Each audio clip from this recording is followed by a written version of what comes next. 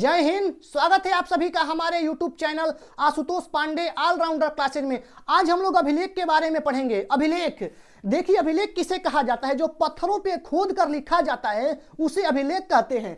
छोटे पत्थरों पे जो लिखा जाता है उसे शिलालेख कहते हैं, उस पे लिखने की आवश्यकता नहीं है। और स्तंभ लेख किसे कहते हैं? बड़े बड़े जो स्तंभ के समान पत्थरों पे जो लिखा जाता है उसे स्तंभ लेख कहा जाता है। अभिलेखों में जो लिपियों का प्रयोग होता था, ब्राह्मी लिपि जो बाएं से दाएं लिखी जाती थी उसे ब्राह्मी लिपि कहते हैं। दाएं से बाएं लिखी जाती थी उसे खरोष्टी लिपि कहते हैं। और यूनानी अरमाइक लिपि का भी प्रयोग होता था। जो अशोक ने इन लिपियों का प्रयोग किया था वो पाकिस्तान और अफगानिस्तान में यूनानी अरमाइक लिपि के अशोक के कुछ अभिलेखों में इनका प्रयोग हुआ है। बाएं लिपि का जो प्रयोग है अशोक के अधिकतर अभिलेखों में होता था, लेकिन खरोष्टी लिपि में बाएं ब्राह्मी लिपि का जो प्रयोग है वो अशोक के अधिकतर अभिलेख में, लेकिन खरोष्टी लिपि जो है जो दाएं से बाएं लिखी जाती थी उसे अशोक के कुछ अभिलेखों में किया गया है। अभिलेख के अध्ययन को एपिग्राफी कहा जाता है। अभिलेख के अध्ययन को एपिग्राफी कहा जाता है। चलिए अब देखिए कुछ अभिलेखों के बारे में चर्चा करते हैं। हाथी गुंफा जो अभिलेख है इसे कलिंग राज खारवेल ने लिखा था और इसमें कलिंग के युद्ध की चर्चा की गई है। और इस युद्ध के समय कलिंग का जो राजा था वो नंदराज था। एहोल अभिलेख, पुलकेशियन द्वितीय ने एहोल अभिलेख की चर्चा की है। हर्षवर्धन के विजय पर पुलकेशियन द्वितीय ने इसकी चर्चा की है। जूनागढ़ अभिलेख जो है यह गुजरात में स्थित है और इसमें रुद्रदामन ने सुदर्शन झील की चर्चा की है। इसे रुद्रदामन का जूनागढ़ अभिलेख कहा जाता है। जूनागढ़ का जो अभिलेख है।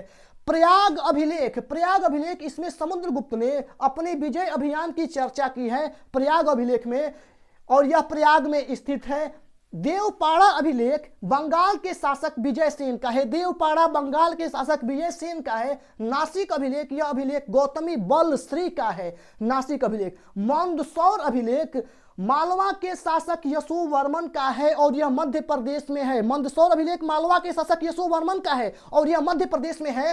ग्वालियर अभिलेख जो है वो प्रतिहार शासक भोज का है, यह भी मध्य प्रदेश में है। आगे देखिए भीतरी स्तंभ लेख जो है इसमें स्कंदगुप्त ने हुरणों पर आक्रमण की चर्चा की है और यह उत्तर प्रदेश के गाजीपुर में है। भीतरी स्तंभ लेख एक बार फिर से देखते हैं। अभिलेख पत्थरों पे लिखा जाता, खोद कर जो लिखा जाता था उसे अभिलेख कहते हैं। छोटे पत्थरों पे जो लिखा जाता था उसे शिलालेख कहते हैं। बड़े बड़े स्तंभ के समान पत्थरों पे जो लिखा जाता है उसे स्तंभ लेख कहते हैं। और ब्राह्मी लिपि बाएं से दाएं लिखी जाती थी, खरोष्टी लिपि दाएं से बाएं लिखी जाती थी। ब्राह्मी लिपि के अधिकतर अभिलेखों में प्रयोग अशोक ने किया है। कुछ अभिलेखों में खरोष्टी लिपि का प्रयोग किया गया है। अशोक के कुछ अभिलेखों का पाकिस्तान और अफगानिस्तान में यूनानी अरमाइक लिपि का भी प्रयोग किया गया है। हाथी गुंफा अभिलेख देखिए, इसे कलिंग राज खारवेल ने लिखा था और इसमें कलिंग के युद्ध की चर्चा की गई है। यह इस युद्ध के समय कलिंग का राजा नंदराज था।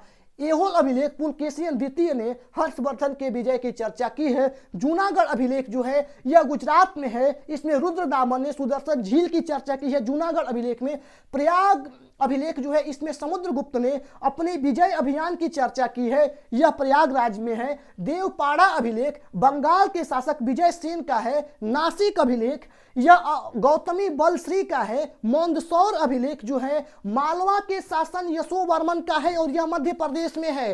लेख भीतरी स्तंभ लेख जो है इसमें स्कंदगुप्त ने हुरणों पर आक्रमण की चर्चा की है और यह उत्तर प्रदेश के गाजीपुर में है। भीतरी स्तंभ लेख। ग्वालियर अभिलेख जो है प्रतिहार शासक भोज का है और यह मध्य प्रदेश में स्थित है। इतना टॉपिक बहुत अच्छा। आगे पढ़ेंगे हम लोग स्तंभ लेख के बारे में मिलेंगे अगले वीडियो में। जय हिंद।